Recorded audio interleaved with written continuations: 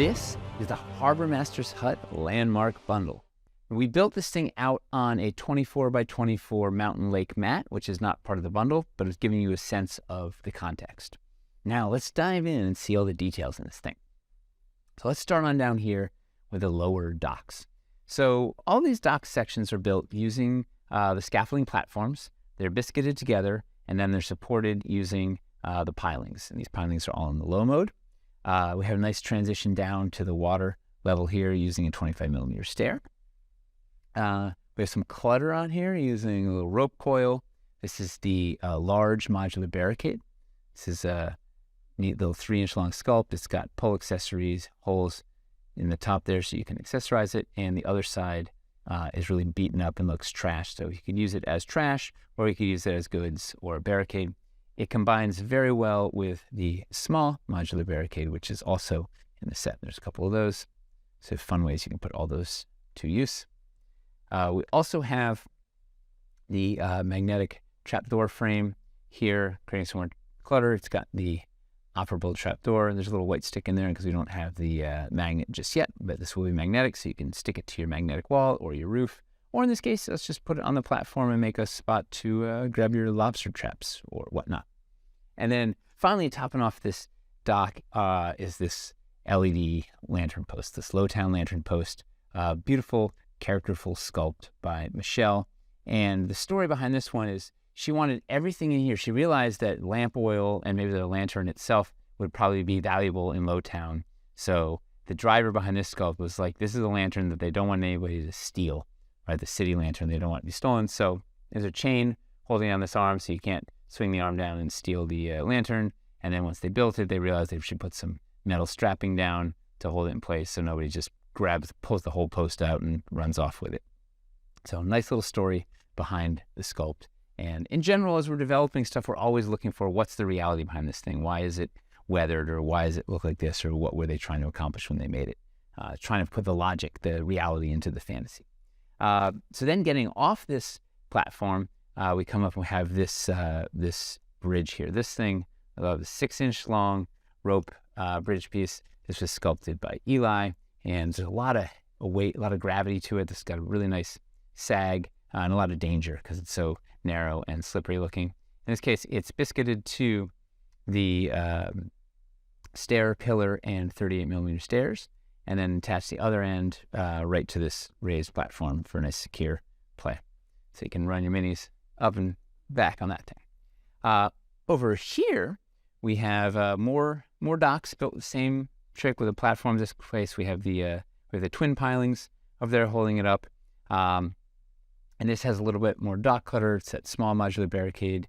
Here we have these are the boarded up window inserts. So these would fit in any of your windows that you have. You can pop that into the square windows and it'll give it a boarded up abandoned look. In this case, we just stacked up a bunch and are using them as like wood pallets to create some dock clutter, and it could be cover, whatnot. We've got, these are the broken panels from the secret doors that are included in the dock side walls and post pack. They make just sort of great flotsam and jetsam floating around in the water.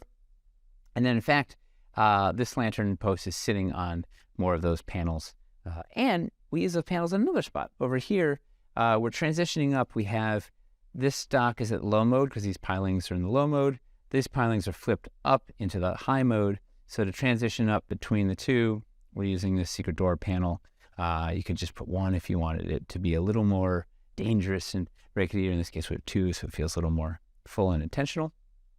And then we're transitioning back down. Lots of little elevation changes in here to make it feel kind of real, right? So we transitioned up and then back down using, this is our 38 millimeter modular stair down to one of these diagonal platforms. And then in front of it, we have, these are the small corner stairs that come with the floor pack. So put a couple of them to transition into the water. Have a nice smooth transition out.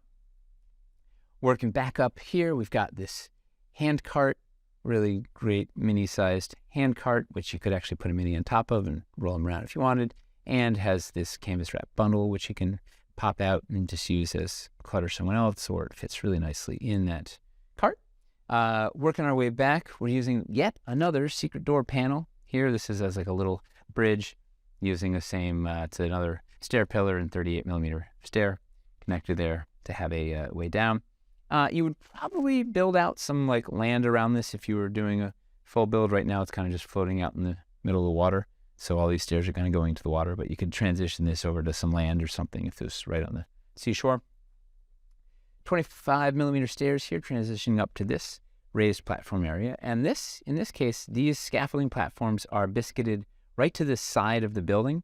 And then the pilings are to them. The pilings have the 1-inch footer on the bottom to give them up to this high level. But because everything is biscuited together, you can just lift this off as one solid unit. So if you needed to get in there for combat or see what's inside or reveal the inside of the house, you could do that quite easily.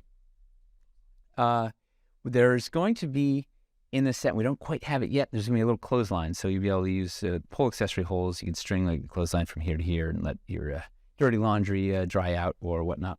There's little tiny details that are going to really make it feel alive.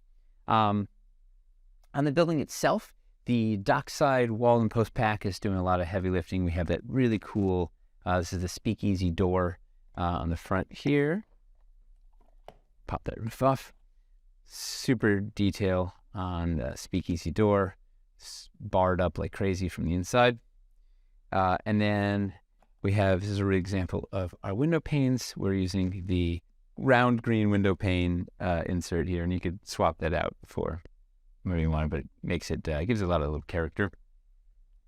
And then on either side of the corners, we have the corbel. It's one of our post skins that popped in to the holes in the corner posts to kind of flare out the building. And in this case, we're holding the pole accessory. The hoist is stuck in there, so you can use that for hauling up your cargo nets or whatnot. And then topping off this whole building, we have the thatched roof, right? The real showpiece of this whole build. So this is one big, beautiful, heavy sculpt. So the thatched roof has a hole in the chimney that goes all the way through. And the underside, it has a recess. And this recess lets it accommodate our Dwarven Forge floor fogger. So the floor fogger is not in the Cities Untold Kickstarter because it's available on our web store right now. This is from Wildlands. So if you have one of these or you get one of these, you can turn that on to fog mode. You can pop it into your roof and voila, you have a little smoking chimney. So this Harbormaster's hut is fantastic for building a little cottage on your city port. It'd be good for a little fishing village. It could be a solo hermit out in the lake somewhere. Maybe you put it in a swamp mat and build some swamp banks around, and it could be a hag's hut. Or maybe this is the home of some smugglers and bandits, and the players have to like sneak their way in. But whatever you want to build, you've got tons of scaffolding and thematic clutter to make this thing really feel like some sort of lived-in dwelling on the side of a body of water. Hope this inspires you.